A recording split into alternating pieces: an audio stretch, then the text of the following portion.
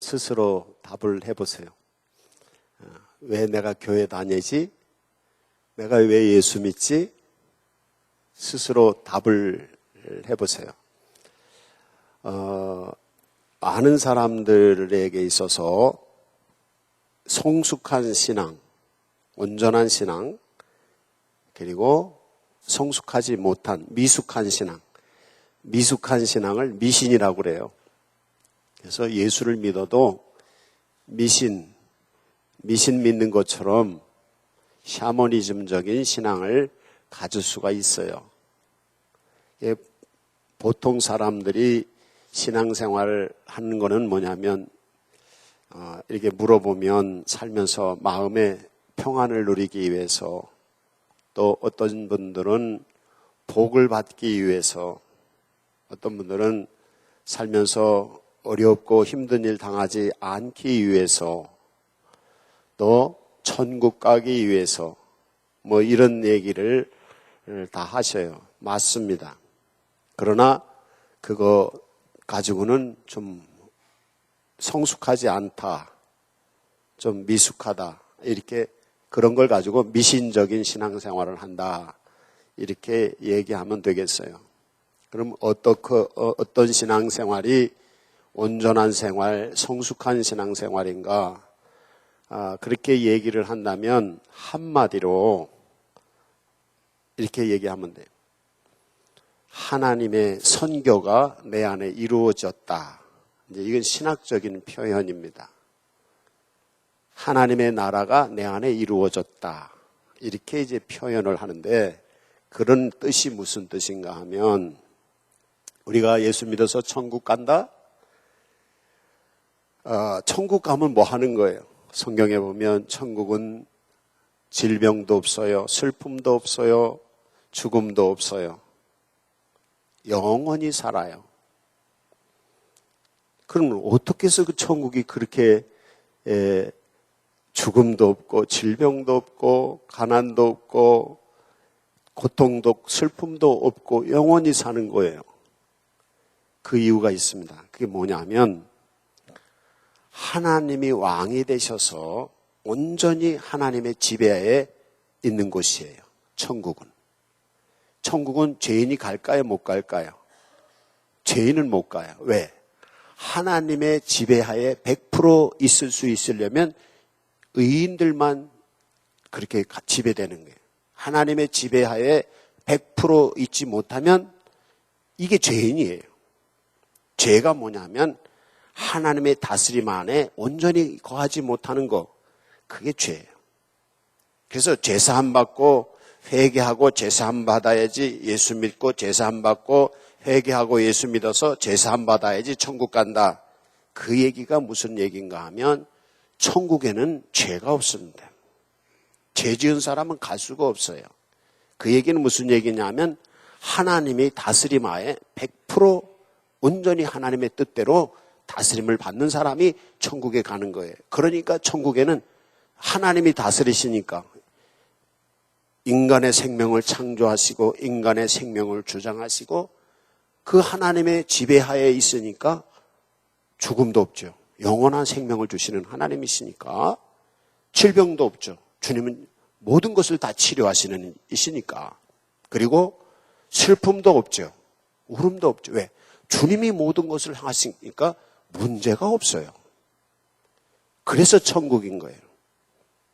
그럼 이 땅에서는, 이 땅에서도 하나님의 다스림 안에 100% 하나님의 다스림을 받는 사람이 된다면 이 땅에서도 주님이 그렇게 하시는 거예요. 그러니까 예수 믿으면 병도 낫고, 예수 믿으면 행복해지고, 예수 믿으면 부자도 될 수 있고, 예수 믿으면 뭐 이런 얘기가 그냥 그 얘기만을 믿는, 그것 때문에 예수 믿는다고 하면 그게 미신, 어린애와 같은 신앙의 신학적인 사고거든요. 그런데 성숙한 신앙의 사람은 뭐냐면 하나님이 내 하나님이 되시고 나의 주인이 되시고 나의 왕이 되셔서 나를 다스리고 계셔요. 그래서 하나님의 말씀에 온전히 순복하고 하나님께 모든 걸 맡기고 말씀대로 하나님의 성령의 지배하에 내가 살아가고 있어요. 그러니까 하나님께서 책임져 주셔서 내 영혼과 내 생명과 내 가족과 내 모든 삶의 일들을 주님이 이루어 주셔요. 그런데 우리가 그걸 100% 주님께 의지하고 살지 못하는 거예요. 그러니까 믿는 사람들도 때로는 넘어지고 어려움을 당하는 거예요. 여러분이 정말 성숙한 성도가 되시기를 바랍니다. 이것은 뭐냐면 하나님이 주권을 가지시고 하나님이 여러분의 인생 전체를 책임지시고 주관하시는 대로 하나님의 지배하에 있어야 돼요. 그 사람은 성숙한 신앙인이고 그렇게 되면 어린애와 같은 마음으로 우리가 바라는 것들, 병이 치료되고 건강해지고 행복해지고 부자가 되고 또 모든 일들의 어려움을 극복하고 영생을 얻고 천국에 가고 이런 것들이 이루어지는 것이죠. 성숙한 그리스도인 되시기 바랍니다. 성숙한 그리스도인. 지난주 설교를 제가 이 성숙한 신앙인이 되기 위해서 지난주 설교했던 말씀을 다시 한번 여러분에게 질문을 하려고 하는데 지난주에 예수님이 하시는 일 3가지 있었죠. 뭐였죠? 가르치시는 일, 천국 복음을 전파하시는 일, 그 다음에 고치시는 일을 했다. 그렇게 지난주에 마태복음 9장 35절 말씀을 가지고 말씀을 전해드렸어요. 바로 예수님이 하시는 일은 곧 교회가 하는 일이에요. 교회는 예수 그리스도의 몸이기 때문에 예수님이 하시던 것을 그대로 교회는 이어서 하는 거예요. 그래서 가르치는 거, 그래서 가르치는데 뭘 가르치느냐 하면 하나님의 백성으로 살아가는 방법, 진리의 말씀을 가르치고 그리고 생명의 말씀을 가르치고 지혜의 말씀을 가르치고 거룩한 성도로 하나님의 다스림을 받는 방법을 교회가 가르치는 것입니다. 천국 복음을 전파한다는 것은 회개하고 예수 십자가 보혈을 믿을 때 죄사함을 받는 사람이 하나님의 백성이 된다라는 것을 선포하는 것입니다. 그래서 주님이 예수 그리스도를 믿고 영접해서 죄사함을 받고 하나님의 백성이 되기로 믿는 사람은 하나님의 백성이 되는 거예요. 그래서 예수 믿으면 하나님의 백성이 되는 거예요. 그리고 고치신다 그랬는데 예수님이 직접 사랑하는 모든 사람들을 치료해 주신 것처럼 교회에 예수 그리스도께서 성령으로 오셔서 예수의 영이 성령님이셔요. 그래서 예수님이 영으로 오셔서 교회 안에서 사람들을 고치셨어요. 이것이 바로 하나님의 선교입니다. 처음에 말씀드렸듯이 천국은 하나님이 왕이 되셔서 모든 것을 행하시기 때문에 죽음도 없고 슬픔도 없고 질병과 가난도 없는 것처럼 하나님이 주권자가 되셔서 하나님이 통치하시는 하나님의 사람이 되어서 하나님의 가르침을 따라서 말씀을 따라서 살고 하나님의 권능에 힘입어서 모든 것을 고쳐주시고 하나님 예수 믿어서 하나님의 백성이 될 때 이 역사가 교회 안에서 일어나야 되는 것입니다. 그래서 예수님이 그 일을 계속적으로 이 땅에서 하시기 위해서 만든 것이 있어요. 그게 뭐냐면 교회입니다. 예수님은 교회를 통해서 많은 사람들을 회개하고 예수 믿어서 하나님의 백성이 돼서 하나님의 다스림 안에 거하도록 하기 위해서 교회를 세우셨어요. 그리고 이 교회를 통해서 교회가 해야 되는 일이 뭐냐면 하나님의 선교, 하나님 나라를 확장하는 거예요. 그래서 예수님의 복음을 전해서 십자가 보혈의 피를 믿는 사람은 제 십자가 보혈의 피로 죄사함을 받고 하나님의 백성이 되는 거예요. 하나님의 백성이 된 사람은 하나님의 다스림 안에 있어야 되는 거예요. 하나님의 다스림 안에 있으려면 하나님의 가르치심을 따라서 예수님의 가르치심을 따라서 하나님의 백성으로 살아가는 방법을 가르쳐 주시는 거예요. 이게 진리의 말씀이고 생명의 말씀이고 지혜의 말씀인 거예요. 그래서 그 말씀을 따라 살아가는 사람들은 어떻게 천국의 삶을 이 땅에서도 맛볼 수 있다는 거죠. 그게 예수 믿는 거예요. 그리고 더 나아가서 주님은 고치시는 능력을 교회를 통해서 가지신다고 그랬잖아요. 그래서 이 일을 교회를 통해서 일하시는 거예요. 그런데 이 교회를 만들기 위해서 어떻게 하셨는가 하면 12명의 제자를 부르시고 그들을 전도하러 이 가르치는 일, 고치는 일, 이것을 하기 위해서 제자들을 부르시고 12제자를 세우셨어요. 오늘 말씀의 제목은 12사도를 보내시다라는 제목을 붙였는데 이 얘기 뭐냐면 12제자를 사도로, 예수님의 12제자를 사도라고 불러요. 그래서 사도 그러면 예수님의 12제자만의 사도라고 그래요. 근데 사도라고 부를 때 예외로 사도로 불림을 받는 사람이 한 사람이 딱 있는데 그가 누군가 하면 바울이에요. 사도 바울은 12제자들만큼이나 그들보다 더 기독교에서 중요한 예수 그리스도의 제자로서 역할을 했기 때문에 사도 바울이라 이렇게 불러요. 그 외에 직접 예수님께 초기 예수님이 공생애를 3년을 활동하셨는데 초기에 시작할 때부터 끝까지 3년 동안 예수님을 쫓아다니면서 24시간 3년 동안 24시간 예수님과 먹고 자고 함께 다녀서 예수님의 가르침을 받은 사람들, 그 사람들이 사도예요. 나중에 가룟 유다가 예수님을 배반해서 그리고 예수님이 십자가에 달려 죽으시는 걸 보고 절망해서 자책감을 가지고 나무에 달려서 죽습니다. 자결을 해서 죽어요. 그러니까 12제자 중에 제자가 사도가 하나 빠졌잖아요. 그래서 예수님이 부활 승천하신 후에 성령이 오셔서 초대교회가 부흥이 되고 교회가 막 활성화되는데 그때 그 12명 중에 한 명을 채우려고 그러는데 마띠아라는 사람을, 두 사람을 뽑고 그중에 제비를 뽑아서 마띠아라는 사람을 제자로 삼았는데 그때 이 기준이 뭐냐면 예수님이 3년 동안 예수님과 쫓아다니면서 예수님에게 배운 사람.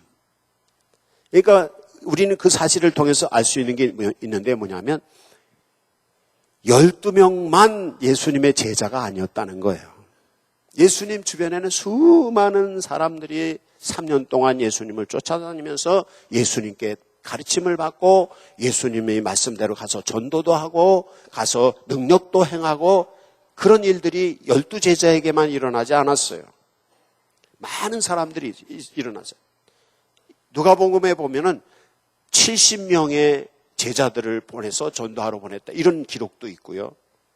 또 사도행전에서 보면 120문도가 마가다락방에서 기도했다는 얘기도 있고요.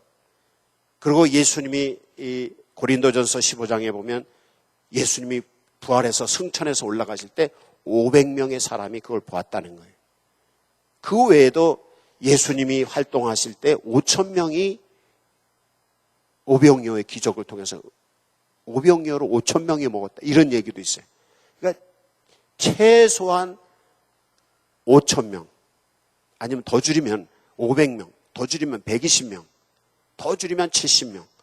그런 사람들이 예수님의 공동체 안에 예수님과 함께 다니면서 예수님께 가르침을 받았고 예수님을 믿었고 그리고 예수님의 권능의 힘 안에 하나님의 선교, 하나님의 주권, 하나님의 통치, 하나님 안에 있었다는 거예요.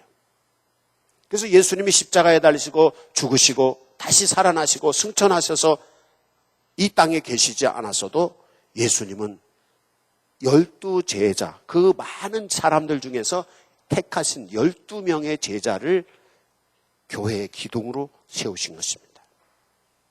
그래서 이 제자, 12제자를 불렀다. 이 얘기는 이렇게 다른 말로 표현하면 뭐라고 표현하냐면 교회를 조직했다. 이렇게 얘기를 하면 됩니다.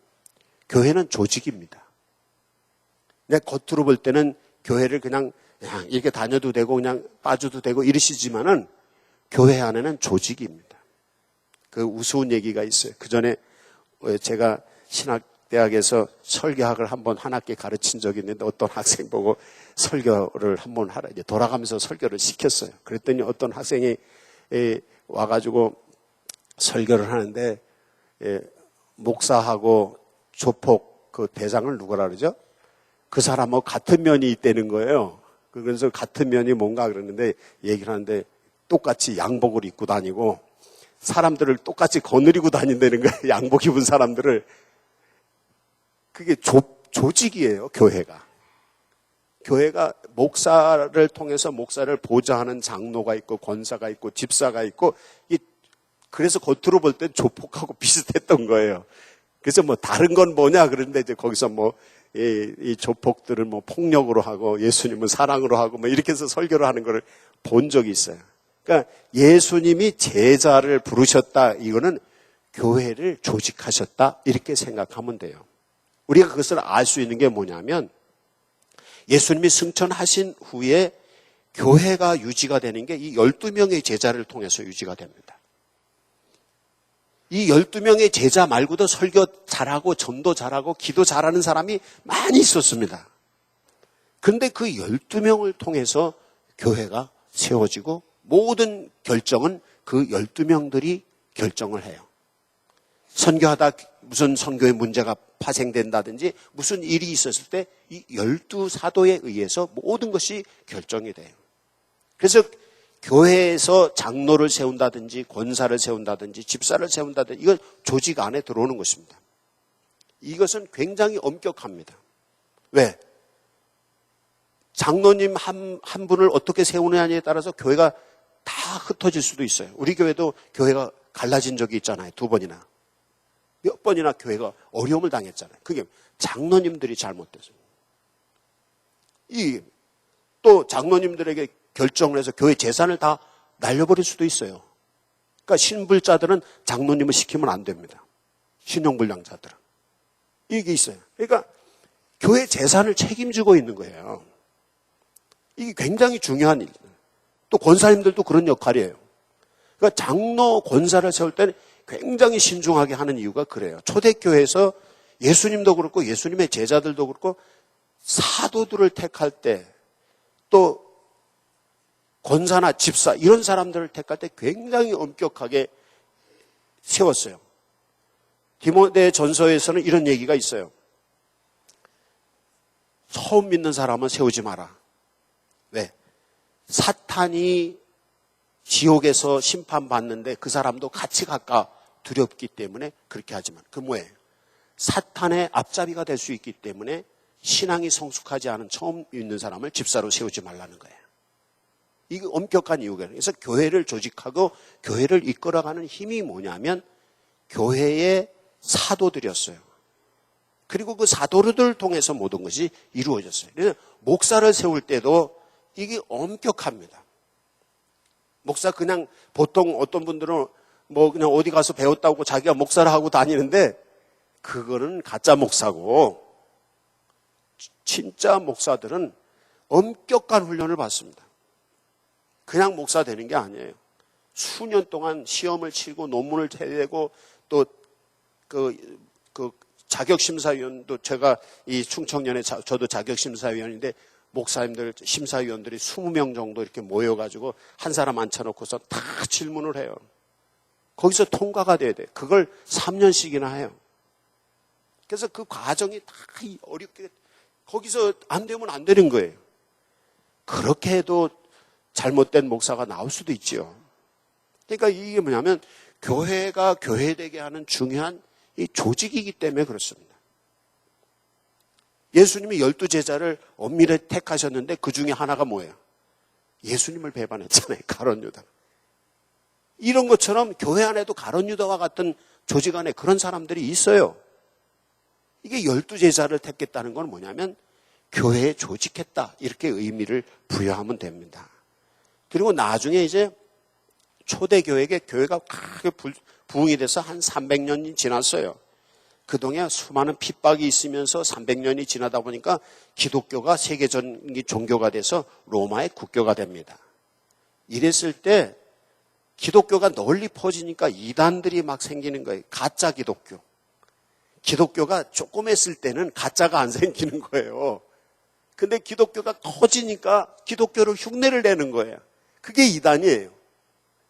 그래서 그때 이단들이 뭔지를 기준을 내는 게 뭐냐면 사도들의 가르침대로 살았느냐 하는 거예요. 그게 뭐냐면 사도신경입니다. 여기 우리나라에서도 무슨 뭐 신천지니 뭐 여호와 증인이 뭐 이렇게 통일견 이런 데 다 보면 이 사도신경을 인정하지 않습니다. 이 사도신경이 뭐냐면 사도들이 교회의 기준입니다.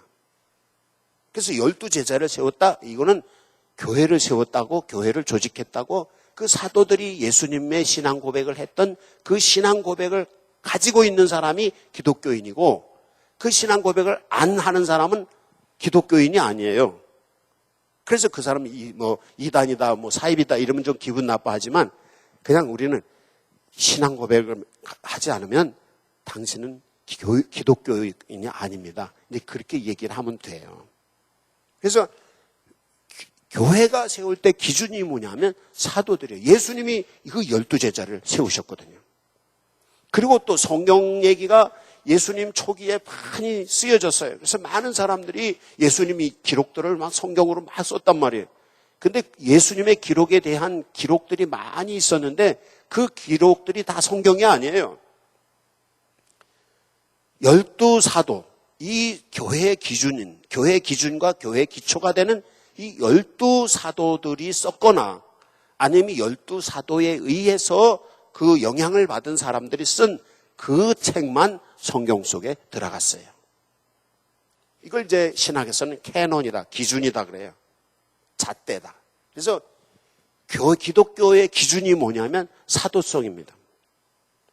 그래서 예수님의 12제자 사도, 그 사도의 이 가르침을 받은 사람들이 교회의 지도자가 됐어요.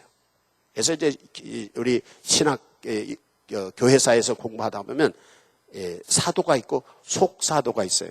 속사도는 12사도에게 배운 사람, 그 사람이 속사도예요. 그래서 또 속사도에 의해서 가르침을 받은 사람들이 목사가 되고 이렇게 된 거예요. 그래서 교회의 목사가 있는 뭐냐면 2000년 동안 사도들의 가르침을 따라서 계보를 타서 내려온 거예요. 이게 교회 목사예요. 그래서 교회를 조직한다 그러면 목사가 없으면 교회가 아니에요. 목사가 있어야 교회예요. 왜? 목사에 의해서 교회가 조직이 되는 거니까. 그래서 12제자를 세우셨는데 그 12제자를 통해서 온 땅에 복음이 전파된 거예요. 그래서 우리나라까지도 복음이 온 것이죠. 이게 만약 교회를. 예수님이 12제자를 왜 택하셨다고요? 예수님 주변에 70명, 120명, 500명, 몇천 명이 다녔는데 왜 12제자만을 택했다고요? 교회를 조직하기 위해서. 그래서 교회는 그 조직으로 움직이는 것입니다. 그래서 교회에서 목사에게 불순종하면 교회에서는 살아남을 수가 없어요. 왜? 조직이기 때문에. 이게 엄격해요, 교회는. 그래서 교회의 기존의 덕목이 뭐냐면 순복입니다. 순종하는 거예요. 아니, 나는 그냥 목사에게 순종하고 내 멋대로 하겠다. 그런 분들은 직분이 없어요. 그런 분들은 장로님이나 권사님이나 집사님들은 자기 멋대로 하는 분들은 교회 조직 속으로 들어오질 못해요. 왜? 그게 안 되면 뭐예요? 악한 영의 역사 아닌가. 목사라도 내 멋대로 제가 하겠어요? 어떻게? 하나님의 성령의 인도하심을 따라서, 하나님의 말씀을 따라서. 목사는 자기가 없는 거예요. 장로도 자기가 없어요. 목사 장로가 되려면요, 자기가 없어야 돼요. 자기 성질이 있고 자기 욕심 부리고 이거 하는 사람은 목사 역할을 제대로 할 수가 없고요. 장로 역할을 제대로 할 수가 없어요. 권사님들도 그래요. 집사님들까지는 집사님들도 그래야 되지만 집사님들까지도 조금 그래요. 그러니까 온전히 하나님이 오셔서 다스림을 받아야 돼요. 예수님께서 12제자를 부르십니다. 부른 다음에 그 사람들을 가르치십니다. 어느 날 예수님의 제자 한 사람이 예수님께 왔습니다. 예수님, 우리 아버지가 돌아가셨어요. 가서 장례 치르고 올게요. 예수님 안 보내셔요.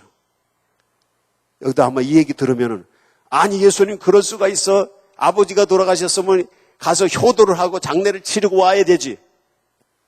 그런데 예수님은 아버지 돌아가서 장례 치르는 것보다 더 중요한 게 예수님의 앞에 따르는 거라고 그 정도로 얘기를 했어요. 이게 무슨 얘기인가 하면 사도들은 예수님의 천국 하나님의 다스림 안에 이 조직 안에 온전히 들어와서 내 게 없어요. 내 가족도 없고 내 재산도 없고 자기 생각도 없고 오직 하나님의 성령의 인도하심을 따라 하나님의 말씀에 붙잡혀서 그냥 가는 것뿐이지 다른 게 없었던 거예요, 사도들이. 그래서 사사로이 가서 뭐 한다 이거를 예수님이 하지 못하게 하셨던 것입니다. 이게 교회예요. 그래서 이제 감리교 목사가 될 때에 감리교 창시자인 존 웨슬리가 감리교 목사들에게 가르치는 게 있었어요. 그게 뭐냐면 감리교 목사들은 3가지 준비를 해야 된다 하면서 준비할 것 3가지를 얘기해요. 그게 뭐냐면 첫째는 설교를 시키면 즉시 설교할 준비를 하고 있어야 된다. 두 번째, 이사 가라고 하면 언제든지 이사 가라 갈 준비가 돼 있어요. 이게 뭐냐면 하나님이 파송하시는 대로 전도하러 가는 대로 가야 된다는 거예요. 옛날에 감리교회는 목사를 1년에 한 번씩 바꿨어요. 그래서 목사들이 1년에 한 번씩 이사 갈 준비를 하고 있다 그냥 이사 다녔어요.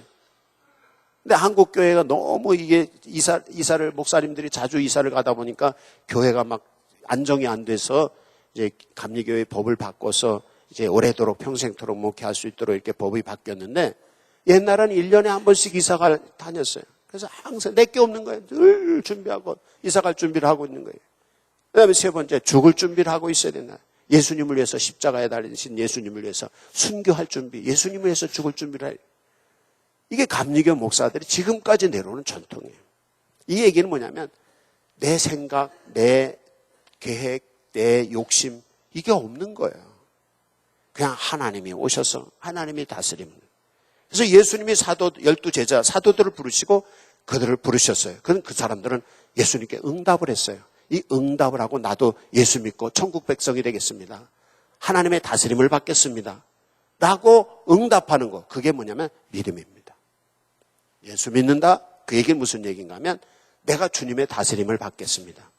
하나님의 선교, 하나님의 다스림 안에 들어가겠습니다.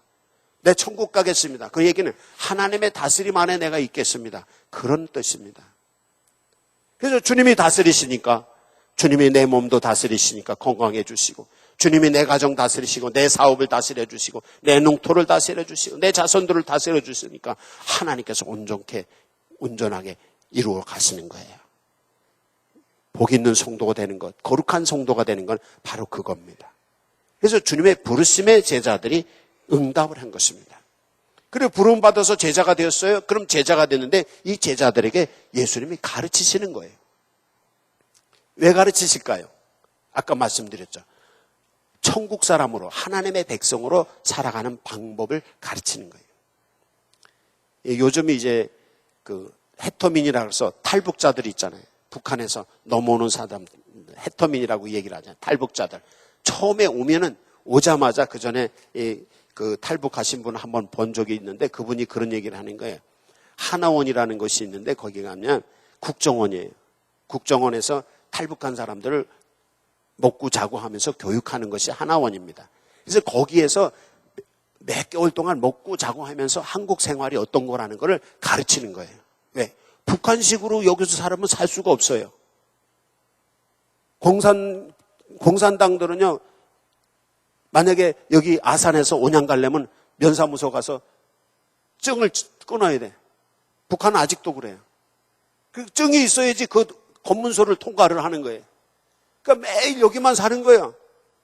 증 있는 사람만 통과하는 거예요. 근데 그렇게 살던 사람이 여기는 아무 데나 갈 수 있잖아. 그러니까 그게 익숙지 않은 거예요. 또 거기서 식량이 매일 먹을 식량이 그냥 준단 말이에요. 우리는 일하지 않으면 식량을 얻을 수 없잖아요. 이런 북한하고 우리와의 생활의 차이가 너무 많잖아요. 이런 걸 이제 교육하는 거예요. 그런 것처럼 예수님의 부름을 받아서 내가 하나님의 백성이 되겠습니다. 하나님의 나라의 사람이다. 하나님의 다스림을 받겠습니다. 예수를 믿었어도, 회개하고 예수를 믿었어도 예수님의 사람으로서, 하늘나라의 사람으로서 사는 방법을 몰라요. 성도들이 뭐 한다고 하면서도 교회에서도 자꾸 세상적인 방법으로 해요. 제가 교회 일할 때 힘든 게 있어요. 뭐냐면 가끔 보면 권사님이나 집사님들이 교회 일을 세상적인 방법으로 자꾸 하려고 그래요. 그건 무슨 얘기인가 하면 북한 사람이 탈북자가 한국 와서 북한식으로 뭘 하려고 하는 거하고 똑같아요. 한국에서 북한식으로 하면 안 되죠.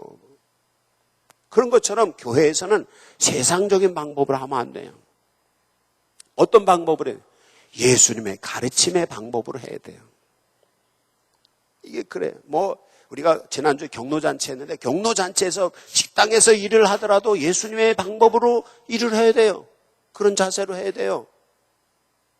똑같이 겉으로 봐서는 똑같은 것 같은데 마음의 중심이 다른 거예요. 그래서 성경을 배우고 말씀으로 가르침을 받아야 되는 이유가 거기 있어요. 제가 교회에서 집사들을 세우고 권사들을 세우고 장로들을 세우려고 부단하게 제자훈련을 하려고 해도 오시질 않아요. 특히 젊은 분들을 나는 젊은 일꾼을 세우고 싶어요. 그래서 제자훈련도 하고 성경 통독도 해보고 새벽 기도 시간에 매일 가르치고 해도 저녁 예배 안 오는 거예요. 그 훈련이 되지 않은 사람들을 교회에서 조직 속에 놓으면 나중에 그분들이 교회를 망칠 수 있단 말이에요. 그래서 비교적 우리 교회는 집사나 권사, 장로를 쉽게 세우질 않습니다. 왜? 그러면 안 세우는 게 나아요? 없는 게 나아요? 차라리. 잘못된 가르침을 받지 않은 사람이 중요한 직책을 맞아서 교회를 뒤집어 놓을 수 있고 교회를 다 망칠 수가 있어요. 한국 교회가 지금 이렇게 어려운 이유는 뭐냐면 교회 지도자인 목사들하고 장로들, 권사들, 집사들이 잘못되어 있어서 이런 거예요. 그냥 교회 주일마다 와서 예배하고 가시는 분들은 문제 하나도 없어요. 교회 문제 일으키지 않아요. 교회 와서 예배만 하고 가시는 분들은 문제 일으키지 않아요. 교회 중심적인 일을 하는 목사들이나 장로들이나 권사들, 집사들, 특히 집사까지는 큰 문제가 없는데 장로, 권사들이 큰 문제예요. 그 사람들이 말씀대로 하지 않는 거예요. 이게 힘든 거예요. 예수님이 12제자를 택하신 것은 만약 교회의 기초를 놓고 교회의 기준이 되는 게 뭐냐면 예수님의 방법대로 교회를 움직여 가도록 교회 조직을 그렇게 움직이기 위해서 그렇게 하신 거예요. 그리고 주님이 가르치실 뿐 아니라 오늘 성경에서 보면 권능을 주셔요. 권능에 보면 오늘 성경에서 귀신을 제어하는 권능, 병을 고치는 권능, 약한 것을 강하게 하는 권능을 주셨어요. 이 권능이 뭐예요? 권세와 능력이에요. 권세는 뭘 할 수 있는 자격이고요. 권능은 뭘 할 수 있는 힘이에요. 그래서 제자들에게 병을 고칠 수 있는 능력, 그리고 귀신을 쫓아내는 것, 귀신을 제어할 수 있는 능력, 그 다음에 약한 것을 강하게 할 수 있는 능력을 주셨어요. 이 능력은 가르치는 것이 성경 말씀을 통해서 가르치는 거라면 이 권능은 하나님의 영이신 성령님이 오셨을 때 나타나요. 근데 성령님이 오셨을 때, 성령님이 어떤 때 오시는가? 기도할 때예요. 그래서 쉬지 말고 기도하라. 그런 말씀이 있는 이유는 뭐냐? 하나님과 기도를 통해서 영적으로 만나는 거예요. 기도할 때 하나님의 영이 오셔서 우리를 다스리시고 주장하시잖아요. 그래서 그 다스리고 주장할 때 하나님의 능력이 나타나는 거예요. 그래서 하늘나라가 그렇던 것처럼 하나님의 선교, 하나님의 다스림을 받는 사람들이 뭐냐면 말씀을 통해서 가르침을 따라 예수님의 말씀대로 살아가는 거 방법이 그렇다면 또 하나는 뭐냐면 직접 하나님 예수 그리스도의 영이신 성령님이 오셔서 그들의 영혼 가운데 함께 계셔서 권능, 귀신을 제어하는 능력, 그 다음에 병을 고치는 능력, 또 약한 것을 강하게 하는 능력. 사람들이 왜 어렵게 사는 거예요? 약해서 그렇잖아요. 지식이 부족하고 힘이 부족해서 그렇잖아요. 다 잘하고 싶은데도 힘이 부족하면 못하는 거 아니겠어요? 많은 분들이 그래, 교회 성도들 중에 목사님 우리 교회 이렇게 했으면 좋겠어요. 그 얘기 딱 들으면 저는 머릿속으로 계산을 하는 거예요. 그거 하려면 사람이 몇 사람이 돈이 얼마야 되고 이게 나오는 거예요. 없으니까 못하는 거죠. 그래서 제가 누가 목사님 뭐 했으면 좋겠어요. 그러면 당신이 돈 내시오. 내가 그런 얘기를 해. 그랬더니 누가 그러더라고 와서, 목사님 그런 얘기 하지 마세요. 뭐 얘기만 하면 목사님이 돈 내놓으라 그래서 다들 그 얘기도 못 한대요. 그럼 그 일은 누가 해요? 그걸 일을 하려면 돈이 필요하잖아요. 교회는 성도들의 헌금으로 모든 것이 이루어지잖아요. 교회들이 성도들의 몸으로 헌신해서 봉사로 교회가 이루어지잖아요. 근데 뭐만 합시다 그러면 그거 뭐 내가 혼자 다 하라고? 여기만 몇백 명이 계신데 몇백 명이 저보고 이거 해주십시오 저 해주십시오. 아니 100명이 얘기해서 100가지 일을 제가 혼자 다 감당할까요? 못할까요? 못해요. 이게 능력이 부족한 거거든요. 그런 것처럼 하나님이 하나님의 사람들에게는 교회의 사명을 감당하게 하기 위해서 뭐냐면 하나님의 권능으로 역사하셔요. 이게 성령의 권능입니다. 그것은 기도밖에 없어요. 가르침을 받는 것은 성경 말씀을 가르치는 거고요. 그리고 권능, 병을 고치고 약한 사람을 강하게 하고 이것은 능력 있는 사람으로 성공하는 사람이 되게 하는 방법이에요. 약한 일을 강하게 하는 거는. 이게 뭐냐면 기도할 때 하나님의 영이 오셔서 그 가운데 계실 때 그 일이 일어나는 거예요. 그게 뭐냐 하나님의 다스림 안에서 그 일이 일어나는 거예요. 뭐 만약에 제가 기도했는데 누가 병이 났다. 내게 능력이 있는 게 아닙니다. 하나님이 역사하신 거예요. 하나님이 다스림 안에 내가 있고 또 기도받는 사람이 하나님의 다스림 안에 있는 거예요. 그래서 병이 난 거예요. 이게 하나님의 선교라고 해요. 그걸. 하늘나라에 하나님이 지배하시는 것처럼 이 땅에 그 사람이 하나님의 지배하에 있기 때문에 그런 거예요. 근데 계속적으로 하나님의 지배하에 살아가야 돼요. 그러면 계속 좋은 일이 일어나는 거예요. 그게 신앙생활입니다. 이 온전한 신앙생활, 성숙한 신앙생활을 위해서 예수님의 제자들을 3년 동안 데려다니면서 가르치시고 그들에게 권능을 부어주시고 그들에게 나가서 전도하도록 파송을 하셨어요. 그래서 제자들은 가서 사역을 했던 거예요. 그것이 교회가 세워진 것이고 그것이 교회가 2000년 역사를 가지고 이 땅에 존재하면서 많은 사람들에게 그렇게 영향을 주고 있는 것입니다. 우리 교회가 정말 미래 100년이 지나고 200년, 300년, 1000년, 만년이 지나서 주님 오시는 언제인지는 모르지만 주님 오시는 날까지 교회로서 든든하게 교회의 역할을 하려면 여기 12제자를 부르셔서 그들을 가르치시고 가르침을 통해서 신앙이 성장하고 훈련을 통해서 교회를 어떻게 이끌어가야 되고 전도를 어떻게 해야 되고 성도들을 어떻게 섬겨야 되고 이런 훈련이 된 일꾼들이 12명 이상 있을 때 우리 교회는 되는 거예요. 만약에 그렇게 훈련이 된 사람이 12명이 안 된다면 우리 교회는 앞으로 100년 이내에 교회가 없어질 수도 있습니다. 교회 땅을 사놓고 건물을 지어놓고 다 소용없어요. 왜? 100년 후 여기 살아남을 사람은 하나도 없기 때문에. 우리가 복음을 전도하고 한 사람 한 사람은 제자를 잡고 12제자를 예수님이 십자가에 달려 죽으시고 부활승천에서 예수님이 안 계셨지만 12명이 있었기 때문에 교회가 세워지고 더 큰 교회가 만들어진 거잖아요. 세계로 복음이 전파된 거잖아요.